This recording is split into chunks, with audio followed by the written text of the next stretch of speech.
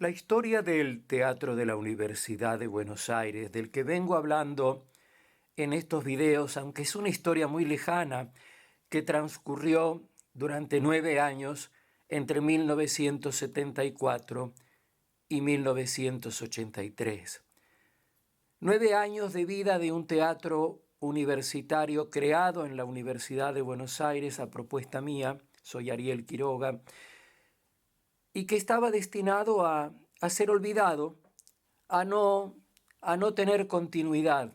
Logró existir 9 años, pero una vez que tuvo que cerrarse por carga de hostigamiento y prohibiciones y censuras, nunca más se volvió a intentar que hubiera un teatro universitario estable con el rótulo de la Universidad de Buenos Aires, como existen desde hace siglos en casi todas las universidades del resto del orbe.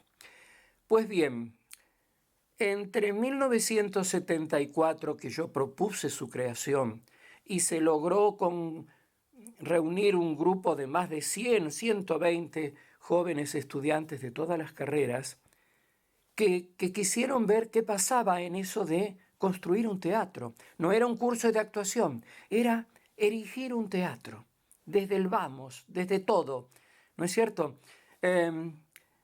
Bueno, fuimos porque yo que lo dirigía, me sentía parte yo tenía 34 años, era joven todavía, pero los que estaban, mis alumnos, mis discípulos, eran 10 o más años más jóvenes que yo.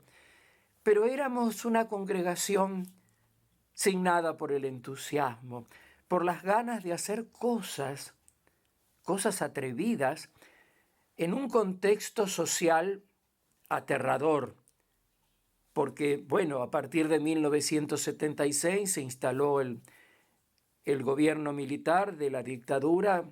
Bueno, mejor no hablar de eso, ¿no?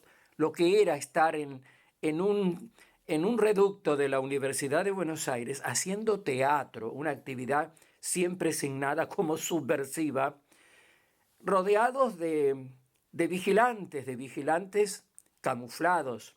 No iban con uniforme, iban de civil, pero los reconocíamos igual.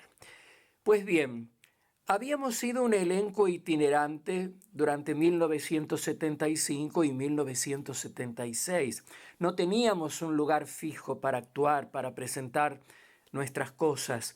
Íbamos de un lado para el otro, aulas de las facultades, colegios, parroquias, hasta un cuartel de bomberos en Florencio Varela, una localidad bastante alejada de la capital federal de Buenos Aires. Y no teníamos, por supuesto, para lo que íbamos presentando, había sido un espectáculo sobre el sainete rioplatense, luego un repertorio de comedias clásicas, antiquísimas comedias de 300 años o más antes de Cristo, La suegra de Terencio, Los cautivos de Plauto, El díscolo de Menandro. Incluso habíamos llegado a presentar ese repertorio en el Teatro Nacional Cervantes durante 15 días seguidos. Pero bueno, no teníamos cómo hacer decorados, eran espectáculos donde, por ejemplo, en el espectáculo sobre el sainete, el único decorado era una soga con ropa tendida, que se instalaba en cualquier parte. Y en el Cervantes, donde presentamos las 3 comedias clásicas, las unificaba un criterio, el uso de la luz cenital, creando una especie de círculo mágico, como el círculo que dio origen, el círculo de la fiesta dionisíaca, que dio origen al teatro. Y en realidad usábamos el criterio de Peter Brook en su famoso libro, El espacio vacío.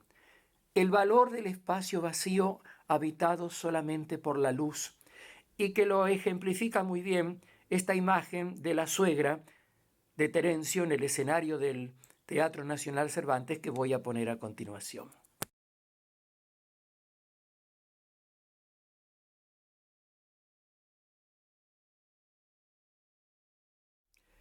Pues bien, A fines de 1976, luego de haber actuado en el Cervantes, ya empezábamos a tener un nombre propio, Teatro Universitario de Buenos Aires. 5 años después, la universidad le agregó el teatro de la universidad para hacerlo más suyo, aunque nunca lo reconoció. En realidad, nunca hay un acta de fundación de ese teatro.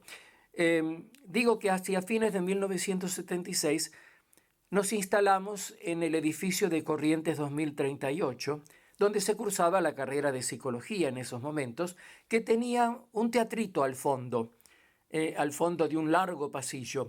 Era el salón de actos de psicología, pero era un teatrito con un escenario, por supuesto, problemático, porque encima, dentro de ese escenario, había un tremendo,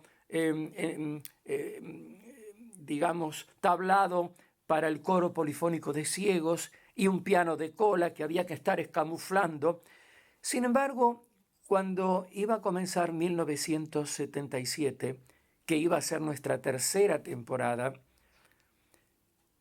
fue la idea de crear un espectáculo que tuviese decorados corpóreos como los demás teatros.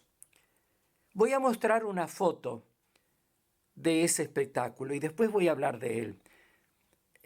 Van a ver ustedes que lo que se ve es un teatro como los teatros profesionales, un teatro donde los actores están rodeados por paredes, por un techo, por un decorado corpóreo. He aquí la foto.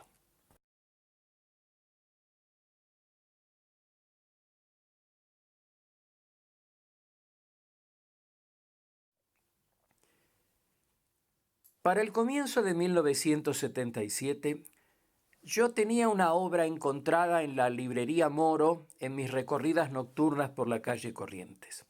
Esa obra era La Ofensiva de una autora argentina, Marta Lehmann, que al parecer, estoy hablando de 1977, había fallecido unos cuantos años antes junto con su esposo en un accidente automovilístico en rutas del Brasil. No estoy seguro de que esté diciendo realmente la verdad. No hay muchos antecedentes sobre Marta Lehmann, pero en su momento había sido una autora con una obra llamada Lázaro, que apuntaba a ser uno de los autores importantes del Teatro Nacional.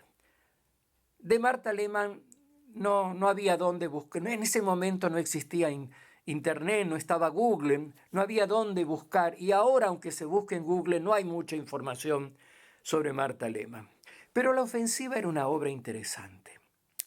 Transcurría en una casa de pensión en el Bajo de Buenos Aires, cerca del puerto, en los años siguientes al término de la Segunda Guerra Mundial. Últimos años de la década del 40, comienzos de la década del 50. En ese pensionado vivía un grupo de gente que prácticamente estaba muerta en vida. Una señora viuda sola, una solterona, una pareja, un matrimonio que vivía en permanente discusión, y en medio de ese contexto de seres, es feo decirlo, pero como muertos en vida, seres anquilosados en esa pensión donde no pasaba nunca nada, había un estudiante universitario, el único joven. Y este estudiante universitario se decide a movilizar a ese grupo de gente anquilosada a su alrededor. Y aprovecha que también vivía un jubilado, el viejo jubilado que comía fideos. Él verifica, el estudiante, que se están haciendo unos ejercicios militares en la zona del puerto. Y eran años en que el gobierno de Juan Domingo Perón, parece ser, no estoy seguro, se comenta que hacía cada tanto ejercicios de oscurecimiento, porque como era sabido en el mundo entero que la Argentina había cobijado a criminales de guerra nazis, del nazismo, se temía quizá, no sé, en la mentalidad de Perón, que pudiera haber una represalia, un ataque de las fuerzas aliadas contra la Argentina. Entonces, parece ser que se hacían ejercicios de oscurecimiento.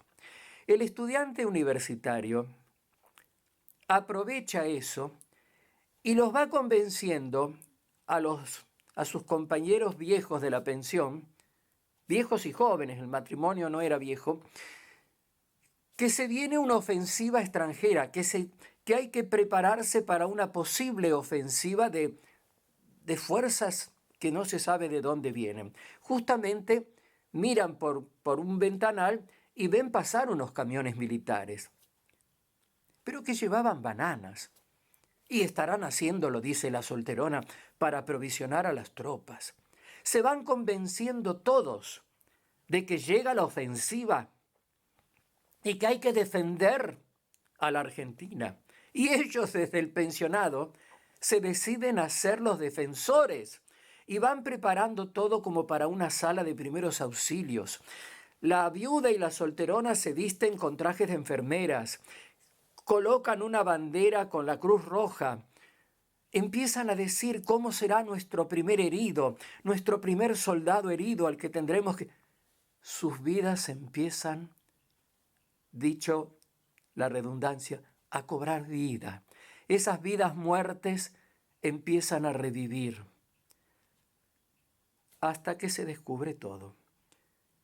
Llega el dependiente del almacén que le trae habían puesto muebles, pero logran que se abra la puerta de la pensión. Llega el dependiente del almacén, lo atiende Rosita, la chica de la pensión, y cuenta que son ejercicios militares rutinarios. Y llega el bajón, la tristeza, se desmorona todo. El ánimo decae de esa gente que había tenido unas pocas horas de lograr pensar en una vida comprometida, en vivir para ayudar. Pero el estudiante le dice, no, pero piensen, la ofensiva puede llegar en cualquier momento. Y la solterona seca sus lágrimas y le dice, ¿de veras, señor Roberto? ¿Usted cree? Se cerraba el telón. La ofensiva era una obra que enseñaba a valorar cada instante de la vida, porque cada instante de la vida puede ser el último. La ofensiva puede llegar en cualquier momento. Como le llegó al mundo, a la Argentina y al mundo en este año 2020, la ofensiva de un virus hasta hoy, indetenible, que no sabemos cuántas vidas, si nuestras vidas, van a sucumbir merced a la fuerza destructora de ese virus. No es una invasión armada, pero es lo mismo. La humanidad está en riesgo. Nuestras vidas están en riesgo. Valoremos cada instante de nuestras vidas, que pueden ser los últimos. Perdón por esta sensiblería. Acabo de cumplir 80 años y todo me sensibiliza. Pero bien, voy a mostrar ahora, a continuación, algunas imágenes de la ofensiva, de aquel espectáculo, y después les voy a contar más cosas de lo que significó la ofensiva de Marta Lehmann en la historia del teatro de la Universidad de Buenos Aires, el que sucumbió tempranamente luego de 9 años de lucha por existir. Amor, te voy a comprar un avioncito para volar en nuestra luna de miel.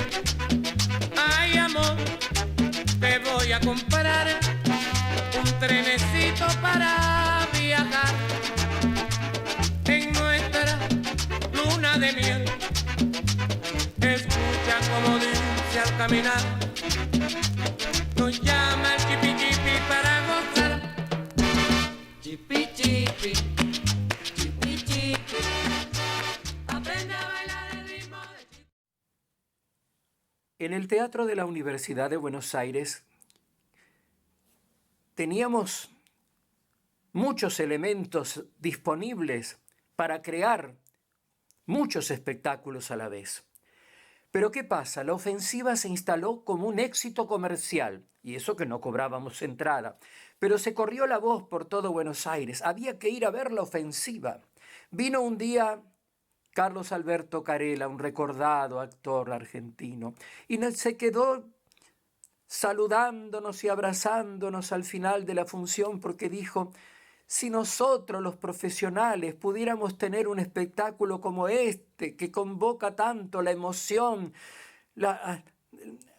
el entusiasmo de la gente.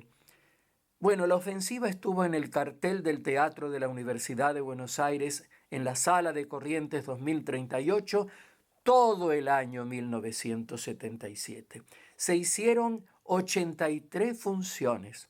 Un récord para un teatro universitario. Los teatros universitarios hacen funciones a fin de año, presentan 1 o 2 espectáculos que han estado ensayando todo el año.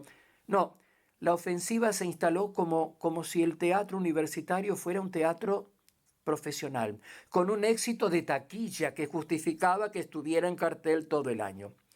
Entonces, bueno, todo el resto trabajaban 7, 8 en la ofensiva, integrantes del teatro. Pero el resto, ¿qué hacía? El resto estuvo ensayando y luego lo agregamos los días viernes, que no se solían hacer funciones en el teatro, las jácaras y mojigangas, los entremeses de Lope de Rueda, y luego un espectáculo con poemas de Carriego y fragmentos de obras de Florencio Sánchez, llamado El alma del suburbio. O sea, todo el teatro estuvo en acción, trabajando todo el año y ensayando y programándose obras, pero la obra que estaba en cartel sábados y domingos era la ofensiva. Y hacia fines de 1977 la llevamos por invitación del gobierno de la municipalidad de Río Cuarto al Teatro Municipal de Río Cuarto. Fue un problema trasladar la ofensiva, problema por su decorado corpóreo, y de eso quiero hablar.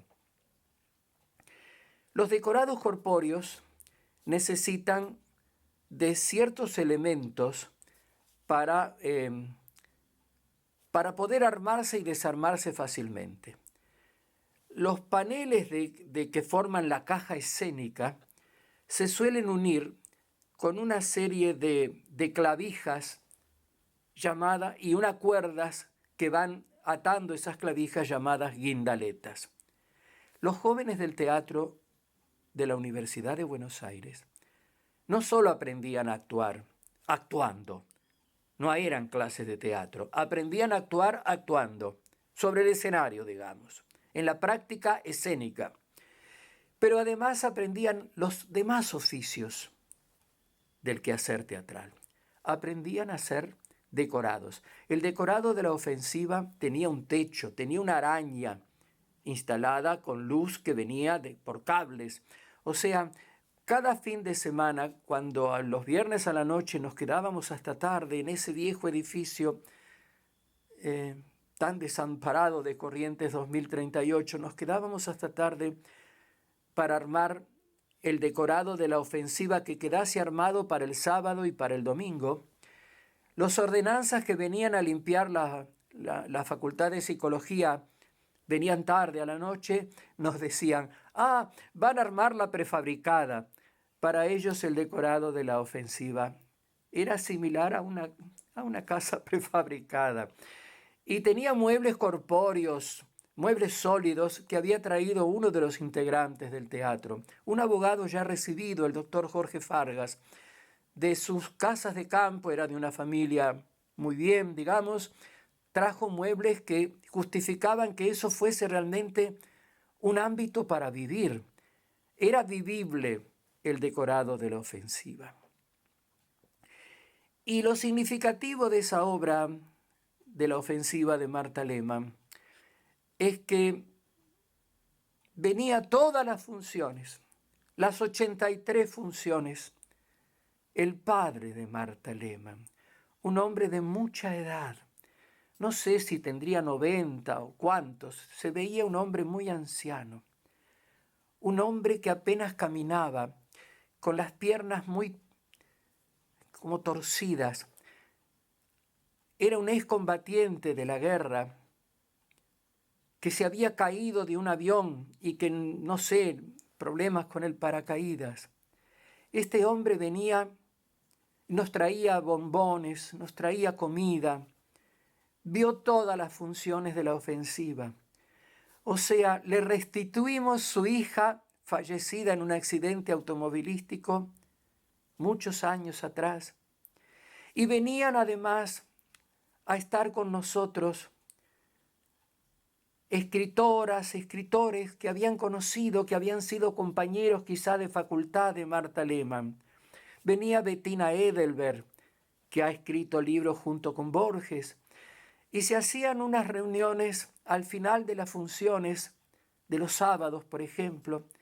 Comprábamos pizza y en ese lugar tan precario del edificio de Corrientes 2038, todo el elenco del teatro universitario, venían los hijos, 2 hijos en aquella época adolescentes de Marta Lehmann, que a través de nosotros, de nuestra puesta en escena de la ofensiva, se reencontraban con su madre y su padre fallecidos cuando ellos eran muy chiquitos. ¿Comprenden qué significa en esta época de mi vida en que estoy recordando mis años de teatro, aquel año entero de representaciones de la ofensiva, en la que se escuchaba la radio y se escuchaba una canción, el Chipi Chipi, que creo que la cantaba Violeta Rivas? La ofensiva. Tantos recuerdos. Y además, éramos tan unidos. Ese teatro era un refugio de humanidades. Estábamos todos, sabíamos que estábamos amenazados, pero el teatro, que estábamos en peligro, porque toda actividad que fuese considerada extraña, peligrosa para esa nefasta dictadura militar que teníamos encima, y sin embargo seguíamos adelante, porque bueno, estábamos como los personajes de la pensión de la ofensiva, estábamos a partir del compromiso con algo, en este caso ellos con la lucha para defender la ciudad de la invasión extranjera, nosotros por la lucha para que la juventud pudiese sobrevivir a esa dictadura. Estábamos dándole un sentido a nuestras vidas gracias a estar en un teatro universitario que luego, con el tiempo, la universidad y el mundo entero, la Argentina entera, ha decidido olvidar.